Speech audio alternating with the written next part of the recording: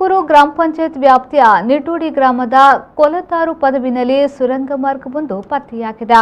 ಕೊಲತಾರು ಪದವು ಪರಿಸರದಲ್ಲಿ ಕೆಂಪು ಕಲ್ಲಿನ ಕ್ವಾರಿಗಳು ಕಾರ್ಯಾಚರಿಸುತ್ತಿದ್ದು, ಈ ಸಂದರ್ಭದಲ್ಲಿ ಹೊಂಡವೊಂದು ಪತ್ತೆಯಾಗಿತ್ತು. ಇದನ್ನ ಮೆಲ್ರೋಯ್ ಮೊರಾಸ್, ಶ್ರೀನಿವಾಸ್ ಗೌಡ, ಜಾಯ್ ಡಿಸೋಸಾ, ಸತೀಶ್ ವಂಟಿಮಾರ್ ಅವರು ಪರಿಶೀಲಿಸಿದಾಗ ಸುರಂಗ ಮಾರ್ಗವೊಂದು ಗಮನಕ್ಕೆ ಬಂದಿದೆ. ಭೂಮಿಯ ಮೇಲ್ಪದರದಿಂದ 13 ಅಡಿ ಆಳವಿದ್ದು, ಒಳಭಾಗದಲ್ಲಿ ಸುಮಾರು 5 ಅಡಿ ವಿಸ್ತೀರ್ಣದಲ್ಲಿ ಸುರಂಗ ಮಾರ್ಗ ಪೂರ್ವ ದಿಕ್ಕಿನಲ್ಲಿ ಇದೆ.